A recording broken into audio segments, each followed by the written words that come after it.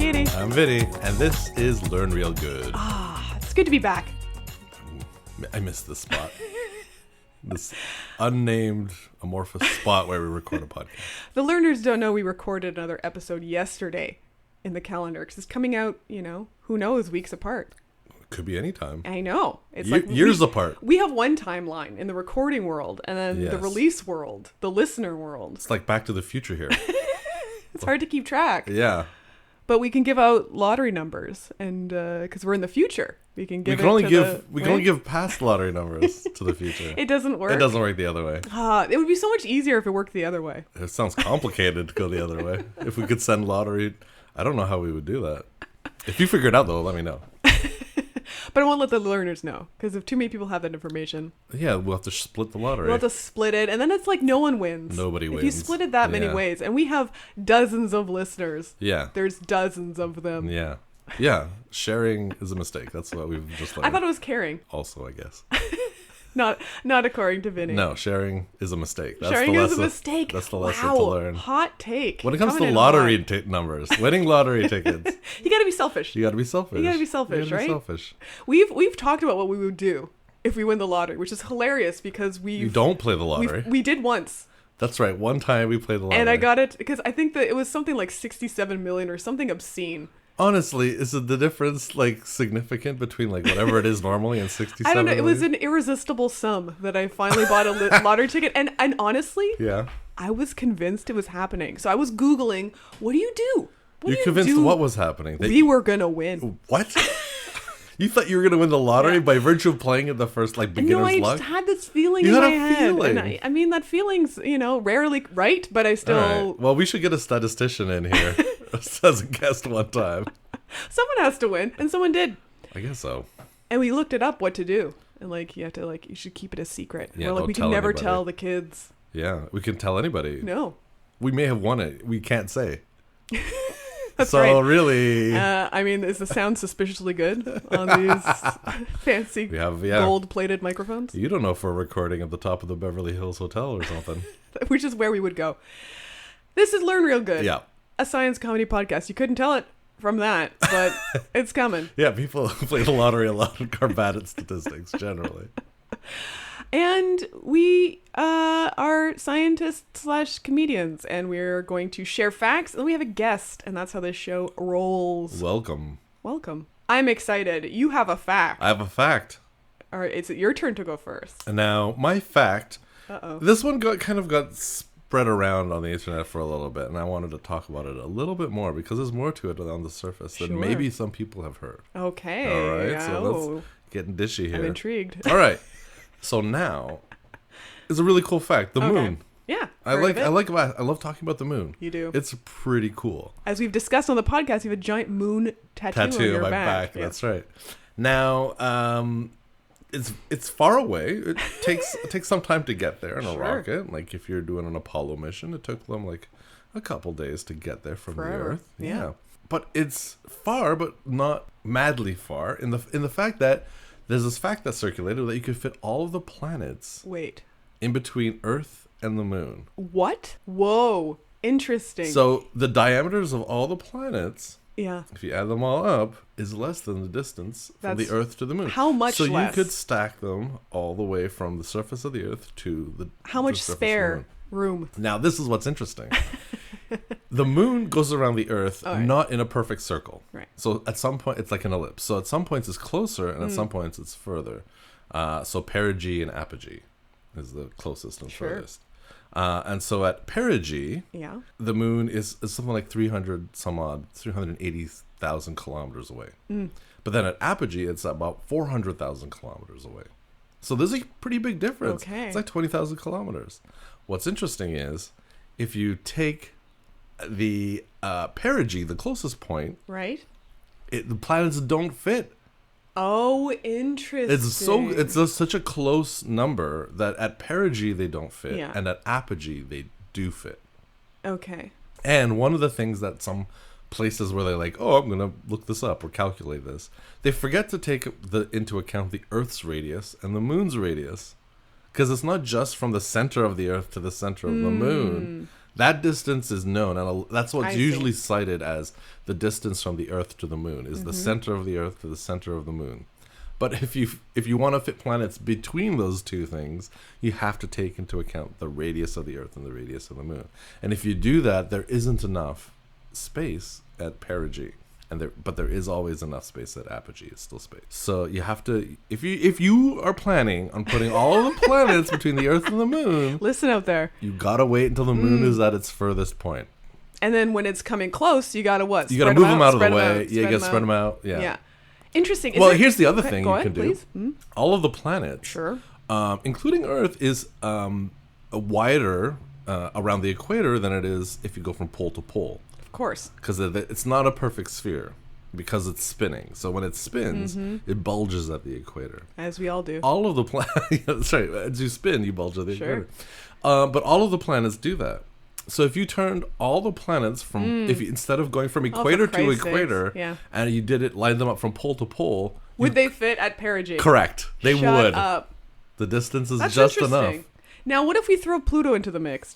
We don't count. We don't talk about Pluto. I- It's like We don't Encanto talk in here. about Pluto. No, someone should do that. Someone better Someone probably has. than us at singing. So, even with Pluto in the mix, would it fit at perigee? That's the question. That's you know the what? I didn't question, look. I learners. didn't look. I didn't think about Pluto. You really hate Pluto. It's Coming in not hard. a planet, so It's dead to you? Yeah, it's an Oort cloud body. I'm sorry, Oort? Oort cloud body. How do you spell Oort? Oort. Oh, come on. Oort. Okay. So all of the comets, everything that goes beyond the system Sure. of what's it? This my mother served us. He's miming. Sounds like. 9 pizzas. So it's N. Neptune is the last planet. I always forget what Did you that's. say year. 9 pizzas? Yeah, my mother served us 9 pizzas. I always think, and this comes from Saved by the Bell, Vem somp. That's what Screech taught Zach to remember the All planets. right. Well, there you go. One word. No pizzas, though. No pizzas. But yeah, everything that's beyond the last planet is like just an icy body that's hangs out and comes in close to the sun and then leaves. And so the Pluto, it's not in the same plane as the other planets. We get it. It's not a planet, all right, guys? I wish we didn't have a Pluto expert, because this is going to get Yeah, it's awkward. Sorry. in a bit. Yes, That's Katie, awesome. Thank you for sharing that fact. That's all I got. What's your fact? Okay, so this is about butterflies today.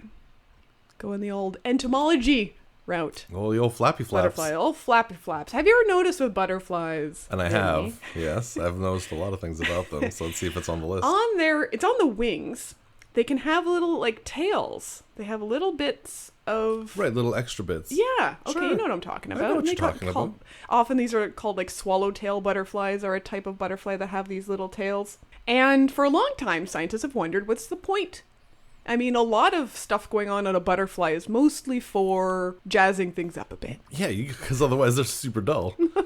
But to be attractive for mates, right? It's such an easy Right. thing to point to, right? Like the crazy feathers on a peacock attracts mates. Right. Maybe the tail, the longer your tail, the higher the bigger the sign of fitness, Yeah. right? It's an easy thing to point to. But they've been discovering with other things going on in butterflies, Okay. it has more to do with drawing a predator's attention towards one aspect versus another. Oh. For example, have you ever noticed butterflies with eye spots on their Yes. wings, right? So one might assume this might be so that a predator sees a butterfly, sees the eye spots, and thinks that, ooh, you That's were a bigger big than I scare-" thought, yeah. Exactly. But in fact, it's not true. Those eye spots get attacked a lot. Interesting. But it's better to be attacked on your wing, which is not awesome because it'll affect your flight, which Right. butterflies kind of have to do, but it's better than your vital organs, right? Oh, sure. Well, the same is true for these Tails? little tails. So Interesting. if you're a bird, yes, there's some miming There's a here. miming, yeah. We can't. Katie's got like a Kermit the Frog puppet with her hand going, erratic. and it's making very erratic movements. Yeah, trying to catch you. It's like a cobra being ready to strike. Yeah. So you can imagine this. This is Yeah. great. I'm still doing it. Yes, you, Now- yep, you haven't stopped the Yeah, whole time. Okay. It's getting exhausting. Now, if this is going for a butterfly, right? The easiest access point is going to be those little snibbly nibbits at the back. Those Is that the tails. technical Yes, name? Yeah, tails. the snibbly nibbits, right? And it turns out that is what they're for. Better to bite this little tail than your vital organs. And in Interesting. fact, better than the other parts of your wing because it really doesn't affect you. And so this is sort of a newish discovery, and scientists, after sort of hypothesizing this might be a reason for why these little tails have evolved, did some experiments with like fake cardboard butterflies, and they put these little tails on and saw like what do birds go for, and most of them are attacking these little tail Tails. bits, trying to catch the butterfly. And here's the thing. Butterflies will easily lose their tails You like a mean their lizard. nibbly bits? Nibbly snibblies? Nibbly snibblies. So like a lizard, if a predator grabs their tail, they sort of drop the tail because Right. they don't need You don't it. need it, They can yeah. grow it back. Well, same with the butterflies. They don't really drop it, but they're easily broken off so Okay. that the bird, the predator... And the butterfly can get away. Exactly. That's cool. Yeah. So it's not always just about looking jazzy. It's about getting away Sometimes from predators. It's about getting away from predators. Drop the non-essential bits. Yeah, Right? like leave it dangling. When they Yeah. grab it, jettison, get away. It's Classic. the classic butterfly plan. And they did all sorts of... It's a really cool study. They studied like the amount of pressure that was required to sort of bite it off, and it's like really low. So it is really sort of flimsily held. Oh. Yeah. So there you have it. Well, there you go. Well, the nibbly snibblies. Now You we know got what the they whole. You got the whole tail there. are. Oh, come on. I'm sorry. Oh, well, come on. that's our facts. Pretty good facts. Yeah, not so bad. Good work. And now it's time for A the most guest! exciting part of the Guest, show, our guest, guest. We've got a guest, great one guest, for you guest. folks. We have Vanessa Ruscetta. Vanessa Ruscetta is a medicinal chemist and Masters of Science candidate at Toronto Metropolitan University. Her research focuses on the design and creation of new therapeutics to tackle aggressive cancers. Outside of the lab, Vanessa enjoys gaming for thrill and yoga for chill. I knew Vinny would love that. Yeah, it's good. Please join me in welcoming Vanessa Ruscetta to the show. Welcome, Vanessa. Hey guys, thank you so much for having me. Excited to be here. I love the butterfly facts. That's a good one. That's a good one. A little flight of fancy there. Hey, more Come bad on, jokes. on. Don't cut it. Don't cut it. I'm the editor. It won't be cut. Welcome, Vanessa. This is very exciting because we know nothing about this. No. Vinny's a physicist. I'm a biologist. Chemistry. Ooh boy. Great. Well, we're very excited to talk about this. So, let's talk about medicinal chemistry to begin with. How would you describe someone who's a medicinal chemist? What sorts of things do they work on more generally before we get to your specific research? There can be a few things, usually focused in therapeutics of some sort. In our lab, we're kind of like synthetic organic chemists. So we're hardcore organic chemists. We build things, usually drugs, and then we'll kind of use collaborators with us, and they'll be able to test them to see if they actually have the biological activity we want. But more experienced medicinal chemists, they know how to bias these things and kind of figure out what needs to be made in order to make it an effective drug beforehand. How do you build a molecule in the lab? Like if you're trying to build a synthetic thing, like I know how to build things out of Lego blocks, but you're doing teeny tiny, how do you slam these teeny tiny things together to make a molecule? It's literally, it's like Lego. So you start with something small, you hope it has a reactive spot, which is, I guess, kind of like the little Lego teeth, and you throw them into a mixture, and in order to get them to hit each other, you spin it really fast and you heat it up so that they're bouncing off of each other. And if they hit each other on the correct orientation, they'll form a bond. Whoa. And then you just got to go from there. That's neat. And then you just got to put it in the right order. Oh yeah, hopefully. Hopefully. So how do you even because it's not Lego blocks. You don't have teeny tiny tweezers. Is it like you have a solution? This is my carbon solution, and I'll pour it into my oxygen solution, and shaky, spinny, like. Pretty much, yeah. We just buy chemicals in solution, throw them into a flask, stir it overnight, come back and see if anything happened, if they kind of hit each other in the right Wow. way and are it connected now. Sometimes they won't. Sometimes they'll do more. Sometimes they'll do something completely different. You can't really look at it. You can do tests along the way, but that's how we do reactions. Wow. Fascinating. It sounds easy. Yeah, and when you're looking for these molecules, what are you looking for? So for our project specifically, we had a drug in mind. So we had a drug that has been tested and has been found to work for these really aggressive cancers. So my team of medicinal chemists, it was our job to build that because we want to make it accessible. We want to make more people be able to use it and test with it. And then, eventually one day hit the market. So since we had this in mind, we do what we call like retrosynthesis. So we take a look at the final Lego block castle, for example, and we look backwards and we say, well, okay, what would we need to do to get one step before this, one step before that? Okay. 10 times later, we're left with something, accessible and cheap that we can pull off a shelf and kind of functionalize from there.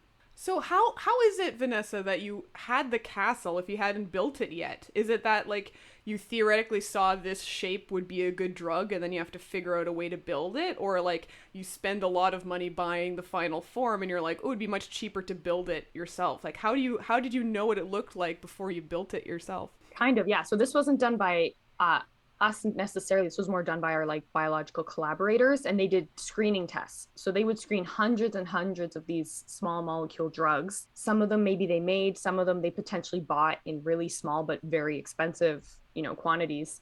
And when you get a hit, you kind of focus on it, and then they would say, okay, we need this one, and this is the best one. And now you obviously just can't keep buying it for hundreds and thousands of dollars if you need more and more. So it's our job to make it and to make it in the best way possible. Does it ever happen, Vanessa, that like you have this Lego castle, you have this molecule that works well, and say it was sort of derived naturally, like there's a plant that makes this drug, but you're trying to synthesize an artificial form. Is it ever, whether you experience this or you've read about it, like you make your version of that castle, but somehow they don't behave the same? Like, even though they look the same, when you artificially make it, it doesn't act the same way? I wish ours would be naturally derived. That would be super cool. That's more kind of like natural product synthesis where, there's stuff that exists in these plants that can be therapeutics, and people spend decades trying to make them because nature is so complex. It can do things that we couldn't even do. But I think if we built it the same way and we could confirm it's the exact same structure, it should work the same. You heard it here, folks. Vanessa guarantees success. And so, I guess, is it hard to like to do this? Like, I guess that's the challenge, right? Because some of these molecules are really, really complicated. And so, are you picking like the most complicated one, or like what's the criteria for selecting these? I have to say ours is a small molecule. I've seen people work on some huge, complex things, but it's difficult. It's very, very difficult. You can try 100 reactions and be lucky if one of them works. Wow. It's not as easily predicted as it is on paper, and it's all in practice. Yeah, it's very difficult. So what is your molecule? Can you say it, or is this top secret business? Sure, I can say it. Yeah, it's a published structure by the Olson Group at TMU. The kind of drug name of it's just called BDP 9066. So it's just a small molecule cancer therapeutic. And so what does it do with cancer? It slows or can even prevent metastasis. So if we're looking at drugs that we like currently have that can stop tumors from growing, this one's really interesting because it can stop those tumors from moving throughout the body and causing more problems down the way. And it does this because it's an inhibitor. So the kinase it inhibits stops tumor cells from moving, dividing, invading, growing. So if you can stop that from happening, you can effectively slow or even stop metastasis and then kind of treat those really aggressive cancers that are moving around the body. Where do we get it now? I'll try and get you some soon. I don't know. No. I mean, like, how is it made? Like, who's making this? So there are some chemists that can make it, but really the focus on my project is the ways that are available are crazy expensive and require these, metal catalysts that are hard to come by, difficult to use, low yielding. You can actually even buy it online. I think it's only a few $1,000s for a couple milligrams. Sure. But that's a little out of my budget. Yeah, same. So we want to make it. And how is it that the way you're making it's going to be cheaper? We're trying to avoid using transition metals. There's some expensive metals out there like ruthenium that's really commonly used. So we're a very organic lab. So we're focusing on organic projects. Really, the expensive part comes because our molecule has a mirror image that is basically no good. It's not as potent. Mm-hmm. So Right. you actually form these in two halves. You can have a right-handed molecule and a left-handed molecule. The expensive part comes when you ask someone to try and separate those because they look and behave identically. So that's why I'm trying to Interesting. separate them chemically in That's order to kind of fascinating. avoid that. Because I think that's the thing with sugar, right? Like you can have one kind of sugar and the other kind of sugar, and we don't metabolize them equally, and so it's like you can still get the flavor from the mirror image sugar, but your body doesn't process it in the same way. So like, yeah, I wouldn't even know how to begin filtering out left and right mirror particle molecules. You can't really. That's the Okay. thing. Is That's what I they look identical, they behave identical, chemically, physically, they're basically the same thing. So what you kind of have to do is change it in order to make them different from each other. And I'm trying to apply this with like some natural molecules we have, like menthol, or we've got some amino alcohols sitting around the lab. And then they look different. And now they're no longer mirror images. So we can hopefully physically pick them apart. Vinny, do you know why we only use one of the isomers for basically all organic molecules? Is that because that's what our body produces? Well, they all exist in nature, these Sure. mirror images. We always pick one of the twins for everything, for sugars, for proteins, for everything. Bribery. One of them bribed us. No, it's just how it happened. You'd have to have double the enzymes if you're going to use both isomers because they're interesting. not, even though they to a human eye they look the same, they are not. Cellular They level, wouldn't they're fit. not the same. Yeah, So you got to pick one. got to pick and stick. Right. But then that gives Vanessa a big headache. Oh, yes. So why is it that metals help separating these twins, the good twin from the evil twin? What does a metal do there? You're asking the wrong type of chemist. If you ask an organic chemist about certain transition metal mechanisms, some of them will come back at you and say, "I think it's just magic."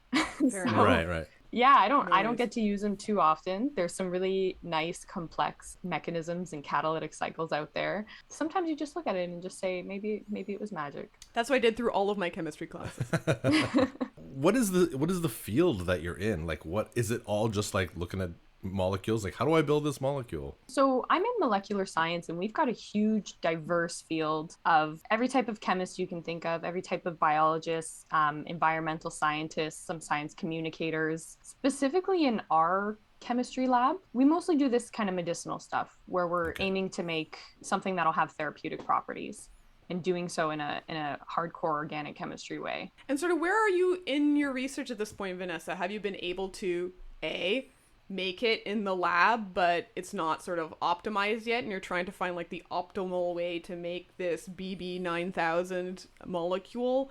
Or are you like done and writing up? Like, where are you in your pursuit? You know, it's so close. I would say we're probably one step away from cracking it. So we've been maybe when this comes out, it'll be ready to That's roll. exciting.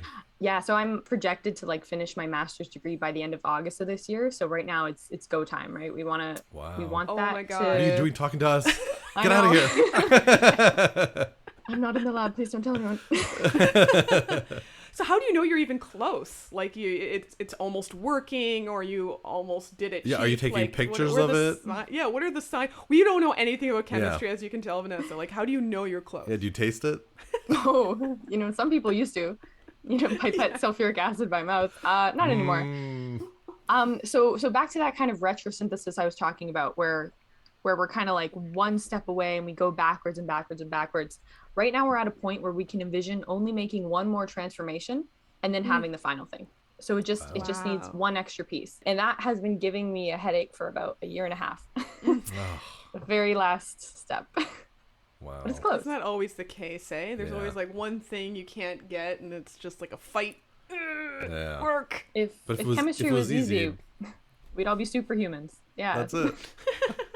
So you mentioned, so this drug is to treat specifically aggressive cancers, to target metastasis, which, as far as I know, is spreading to other tissues, as I believe you mentioned. So how does it do that particularly? Is it that it's just really good at keeping the cancer from getting bigger, or is there something about that transition of the cancer from one tissue to the next? Like, what is it in the fine-tuned sense that the drug is doing? Yeah, it was really unique. When our collaborators were kind of screening this, they found that it especially worked on these aggressive cancers that have less treatments, especially ones like glioblastoma, which causes these really uncurable brain tumors, right? So to find something that can work and even primarily work for these is really exciting. And we kind of hypothesized that the part of the molecule that's doing that is called a spirobicycle. So if you picture a bicycle, with two wheels, ours kind of has that, but they're connected at one point. And it's able to twist and turn, and it almost locks itself into the binding pocket because it's so rigid and has this really interesting geometry. So because we're able to see such a strong connection like that, we're seeing like strong inhibition and treatment, hopefully. And will that only affect the cancerous cells, or will it bind to healthy cells? As far as I know, I'm not too sure. I don't know how to do the cellular assays. Vanessa, it's going to destroy my whole brain, though. I need the healthy parts. When you've got it, like, are you like, you've got this one last step, let's say you solve it, and then what? What's the next step after that? When we solve it. Yes. Keyword. When you solve it. Yeah, we'll scale it up. We'll be able to make more and more. We'll send it for testing. Something else we want to do is make some derivatives. So just add on some other interesting things onto the existing drug and see if they can make it better. Because we know it's great, but there's always room for innovation. Yeah. Accessories. Cool accessories. Yeah. Some DLC. That's right. DLC. Yes. Expansion packs. Very cool. How did you get into this field in particular? Were you always interested in chemistry, or you were interested in cancer, or like how did you get here? This seems so specific. It does. It got really specialized. I've always been into chemistry since, I guess, early high school. And then throughout university, trying to look for opportunities to conduct research, I find really just getting into a lab was really inspiring. And knowing you could actually make something with your own two hands that has never been seen before. It's like, I want to do this every day. Medicinal chemistry, though, I actually had very little experience in. In my undergrad, I was doing more things that could be used for materials, like things that could be used for solar cells, for example. But the synthesis was there. So you were still in the lab every day doing these reactions. And then we just had the opportunity to work on this project, and it was super exciting. And it has a lot more meaning behind it, I find, too. So there's a lot of motivation every day. So you mentioned a really sort of formative moment was getting the opportunity to work in a lab. So for our young learners out there who might be like, well, how'd you score that? Like, how did you do that? Was this like as an undergrad and you were a volunteer and you just sort of rando messaged people? Was it a professor you particularly enjoyed? Like, how do you squeeze your little toesies in a door to begin with?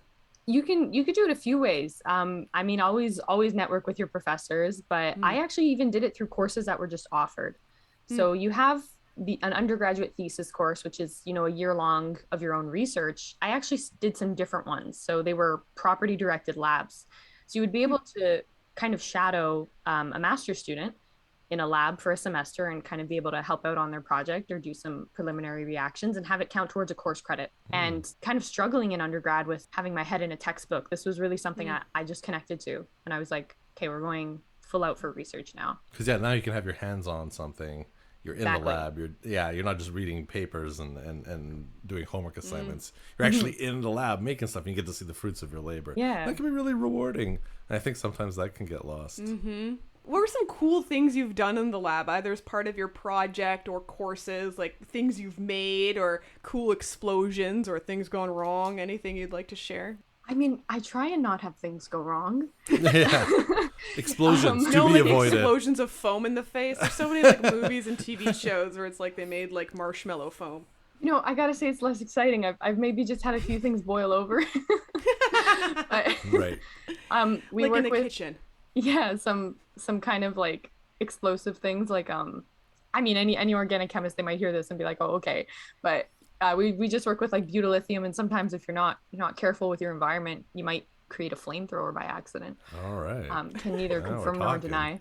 Please don't do that. Yeah. We're generally pretty safe. Good. I like to think. And when you were getting into this chemistry, like on the first time in the lab, and you're like making stuff, and you're like, oh, this is something I want to do. Did you like feel that like this is it? This is the thing I want to do? Yeah, definitely. I think I felt that when I was in like my third year undergrad, and it was just like I didn't even know there was this whole different way to learn, right? Of just being able to step into a lab and do work, and as you write up your results, you know, there's no tests and there's no, I guess, homework and textbooks. Well, you still read the textbooks, but now you actually understand what's in them and you actually apply it to what you're doing, which, I mean, I guess you should be doing all the time. But yeah, it's like two different science educations, right? Like you usually start off with textbooks, memorize these facts, textbooks, memorize these facts, but then the real is so different from the real activity of science, and I think it's a real disservice that we spend so much time at the beginning. You know, the first 20 years of your science education is always textbooks and memorizing and tests versus like what for a lot of us is the fun bit, and that's like the actual doing. And I think there's two. I mean, there are people who just never want to do any physical stuff. They just like the abstract theory of things. And I think you need both the theorists and the experimentalists in almost any field. Because in physics, it's certainly that way, where you have the theorists who are like dreaming up, like, what if there was string theory and all these dimensions? And it's like, well, you can't test that. And then there's the experimentalists who are like out in the field and making all this stuff. And it's like, well, what are you testing? And so you need both. You need the theorists and the experimentalists and the rare scientist who feels comfortable doing both. Because sometimes people get really passionate about, I just want to be in the lab. Tell me what to do. I'll make it. And they're not really pushing the theory side of it, but they're just like really good at like, how do I make this? And the experimentals like, okay, you just do this. And they're really great at crafting experiments and the practical side of it. And then there's the theorists who are like really good at like imagining things, fusing theories and pushing the ideas into new bounds. But you need both. You need both halves of any science and any field to go together. That's interesting because I know in biology we have that too, right? There's the experiment, people who do a lot of experiments. I mean, they don't just, but yeah, right. You can do experiments. You can do, I would add to this, field research. That's right. Like going into the world, perhaps manipulating things or perhaps observing them. And then the theoretical people who mostly spend time, I would say, doing models. Yeah. That's sort of how our... Do they... So, Vanessa, we very rarely have a chemist. We don't know anything again. In addition to representing medicinal chemistry, we're going to ask that you maybe represent chemistry. I mean, chemists out there, please come on our show. Do you have that too? Are there theoretical chemists? Yeah, definitely. There's a lot of computational chemistry. Yeah. I feel kind of like sometimes like a line cook in comparison, you know, in the kitchen doing the experiments. But part of being a medicinal chemist is that you really get to experience both. So I get to look at the drug we have and say, what do I want to do to make this better, to make this, I don't know, more stable, to make this form new interactions. And then with time and with training, you're actually able to create those models digitally, dock them into your protein or your kinase or whatever you need to inhibit, and see if that's a good fit. And if it is a good fit, then you can go back into the lab and you can solve how to make them. So you kind of get to do everything. And I think medicinal chemistry is really cool because there's so many different things you can do. You can even just do, you know, the docking and discovery. You can do discovery in AI, right, to find new drugs.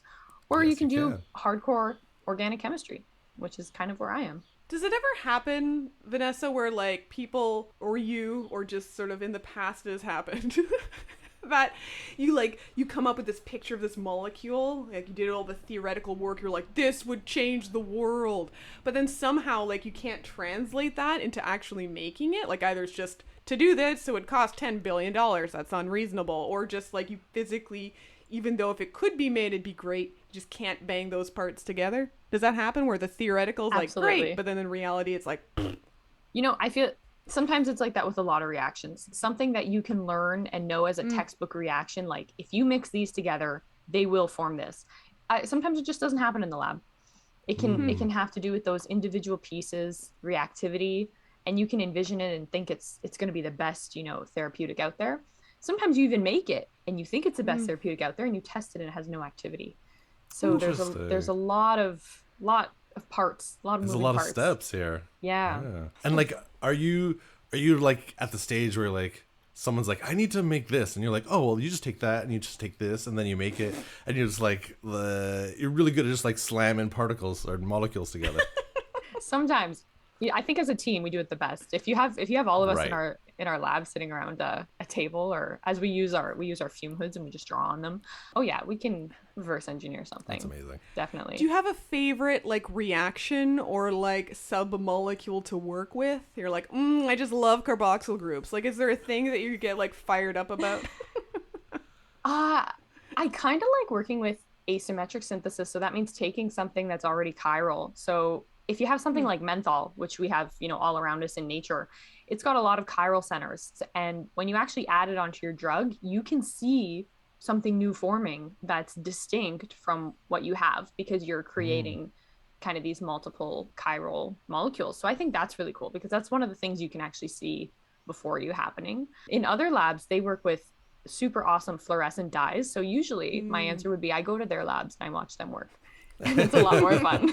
Very 90s, a little dated though with the fluorescence. Now you mentioned chiral centers, Vanessa, and of course we know what that means. But Yeah, we both definitely know what that is. For our listeners out there who might not, would you want to sort of explain what that term means? Sure. So chiral comes from the Greek word for hand or handedness. So just like we have two hands and you can kind of press them palm to palm and they'll seem like mirror images, if you keep them in the same plane and try and overlay them, they will not overlay. If you use translational movement and rotational movement, they're completely different. So the term chiral describes things that, they look identical, they look like mirror images, but in practice, they're two completely separate things. And in chemistry, this means that they're indistinguishable. And if they're indistinguishable, they've got different properties, but it's quite a hard time getting them apart. Do you have to look at, how would you actually separate them? Did you, look with a teeny tiny microscope?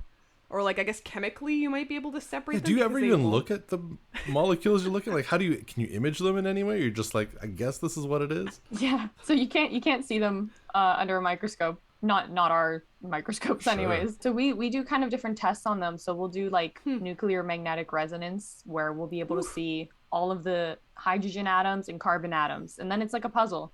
You got to say, I think this one's beside this and this one's definitely over here. And you have to put together the structure and make sure it's correct. And that's kind of how you figure out what you have in the end. Is there something about working with things you can't see that appeals to you? Or is it purely a frustrating aspect of something you otherwise love?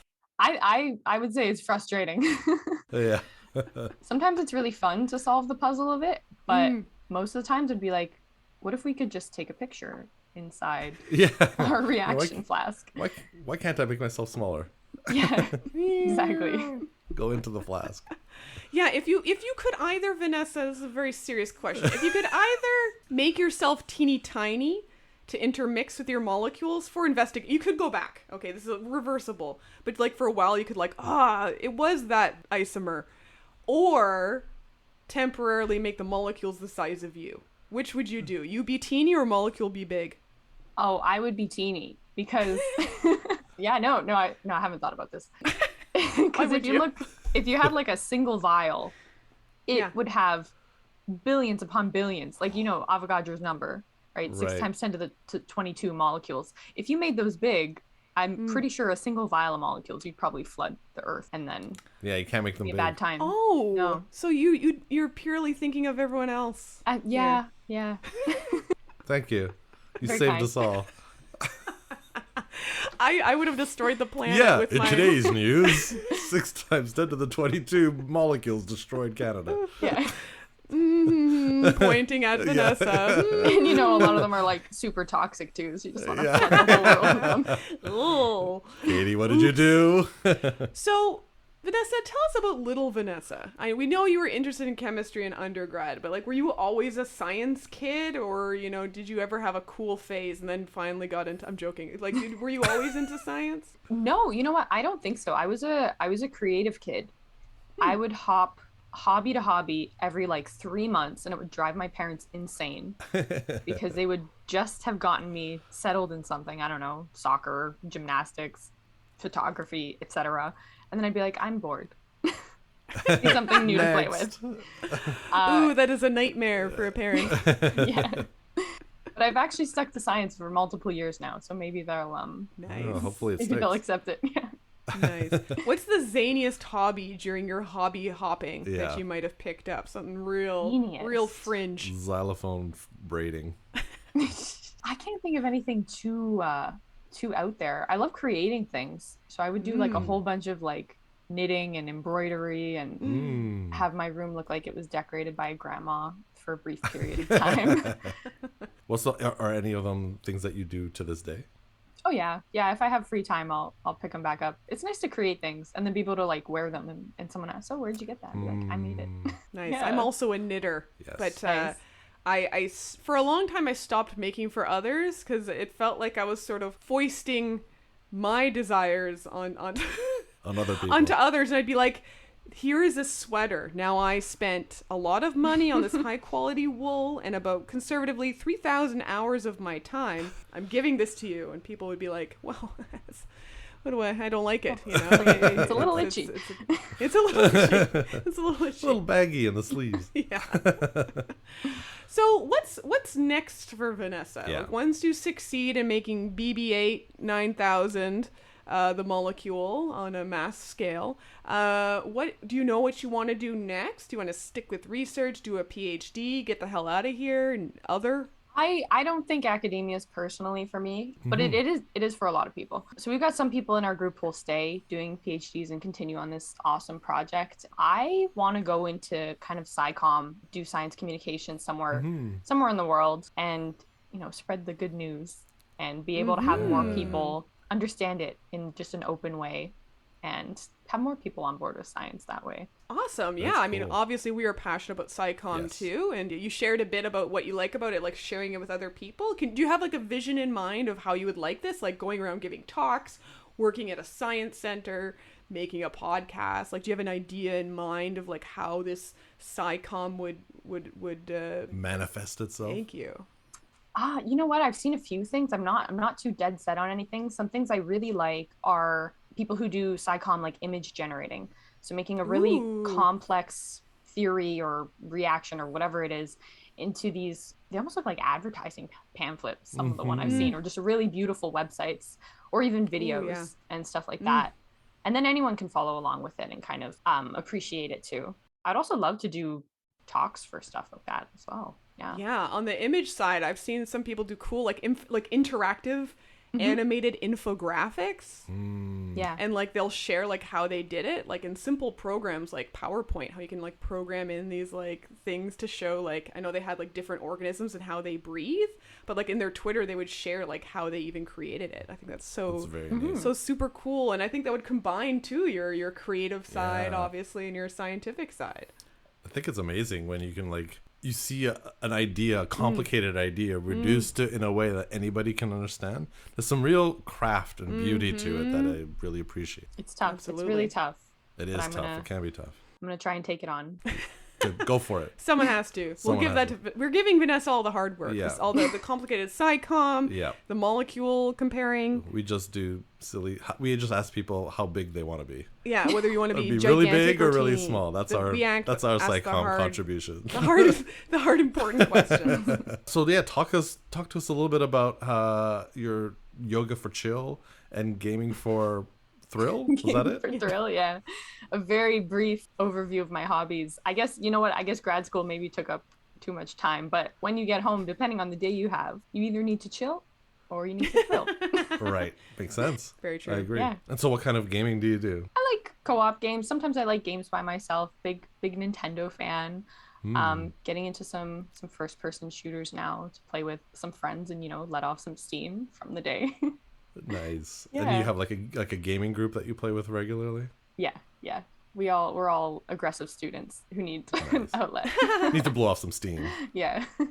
I get it. What's one co-op game you're loving right now and one shoot 'em up game you're loving right now? You know what I really like is Overcooked. It's a really cute Yes. couple co-op game, and you can, if you're not careful, you can get very mad at it. I think that's part of the fun. We play it here at the house. Yeah. And there's I one know where you're person. going. There's one person who's Not part very of this good at podcast. very good at directing other people. Yeah, so Overcooked, we play with a couple of children as a foursome, and I really get into the optimization aspect of it, where I take on the exec chef role, where I see the orders coming in, and I'll be I get a little aggressive. You kind of have to be in a kitchen, right? We've all seen Gordon Ramsay. You have to order people, like, chop that mushroom. Yes, mushroom. chef. Yes, chef. Yes, Vinny's teasing me because I get a little too into that game. We've stopped playing it. Me too. We've had to take breaks sometimes. Yeah, you got to take a break. Like, Vanessa, step away. Oh, it's very satisfying. It is though, very that satisfying. Yeah. optimization is really my sweet spot in a game. It's true. Resource optimization. That's a good one. And who are you shooting? What's your shoot 'em up? Oh, I like to play Valorant right now. Oh, So, yeah. You know that one, I Vin? do know that one. Good stuff. Good stuff. Shooting. I find shoot 'em ups too stressful. I don't like being shot at. That translates And you don't to think like Overcooked is stressful? it's the kind of stress I thrive on. It's Yeah. something about being Okay. like physically attacked, emotionally attacked, and attacking. I'm fine with, but being physically someone shooting or pursuing or hunting me. There's something visually frenetic about it for you too, I think. Yeah, I can't look at Like, it. because of the perspective of it is always moving, whereas these like kind of co-op games are like relatively visually static and the inputs aren't changing like dramatically. Like, because I know when you sometimes I used to play Overwatch, Yeah, and then overgame. Katie would just like get dizzy. Oh, really? Even you see a doctor. There's my chiral center's off. And then yoga for chill. Like what does yoga do for you? Like, what does it bring to you? On top of just being like a really good way to get active every day, really centers the mind. It took a while to get into it, and sometimes you can start meditation and think like, oh, I don't really know what I'm doing, just sitting here counting my breaths. But after a while and after a bit of practice, it's just very fulfilling and really lets you kind of let go of the day, or even before starting to work on something for school, really clears your mind, and then you can just see everything a lot clearer. Fine. Yeah, we I did recommend it. little bits of yoga for a while. Yeah. There's something, but I think everybody needs something where you can just like kind of switch off, like, and like you're keeping your body or your hands occupied, but your mind like can just wander a little bit, and like it's like letting your subconscious work on things that your conscious mind gets tired of working on. Just giving it that rest. That's my knitting, and that's your card sorting, right, Vinny? It's true, Yeah, yeah. like sorting sorting my cards. big Magic the Gathering card collection. We're nerds, okay, people? If you didn't know that by now, you're not listening to the show. It's true. Well, Vanessa, that's all the time we have. That was amazing. Thank you for Very sharing cool, yeah. your research. Seems important. This is a really cool field that I learned a lot about today. And now that you're done talking to us, get back in that lab. You got to Yeah, cure get some out of here. cancer. Right? That sounds I'm running, much I'm more running. important. Thanks, Thanks, Vanessa. both. Good Thank luck. you, Vanessa. Thank you so much for having me. It was a delight. Yeah. Wow. I'm learning I didn't listen enough in chemistry class. But chemistry was always my toughest subject, science. Yeah, you've said that. Was it organic chemistry was your roughest to go? All of it. It's not intuitive for me at all. You Yeah. throw an S&P orbital at me and I'm like, Same. I always struggled with it. I was never super passionate about it, but also I feel like I missed an opportunity to have someone who really reached me. And maybe I could have connected with it more. I always found like they were all words and letters and it never meant anything. Like I couldn't gel. I get it in general, but it never came. Yeah, it's like it felt like work. Yeah. It really felt like other science feel like my biology classes, or physics class. I like, okay, I get this, and I can intuit how it all worked. Chemistry, no way. Maybe the people who taught us are missing the story aspect. Maybe, We or love a maybe I story. just I am know not there's built. stories I might in not it. just be built for chemistry too. Yeah, you were the wrong molecule. I'm You the were wrong mirror molecule. I had the image wrong chirality of for a it. chemistry Yeah. version of Vinny. Well, there's a whole chirality is fascinating because there's a whole field of physics about chirality too. What? In physics? Yeah, Oh. yeah. Symmetries and parity violations. It's a whole field. Oh, parody. So like the comedy of the violations? Not parity. Anyways, yeah, chirality exists in a lot of fields. It's fascinating. Interesting. Like the electron is the right hand of the positron, for instance. Shut up. Are you serious? Yeah. Well, I'm learning all over the place There today. you go. Lots of learning. Real good.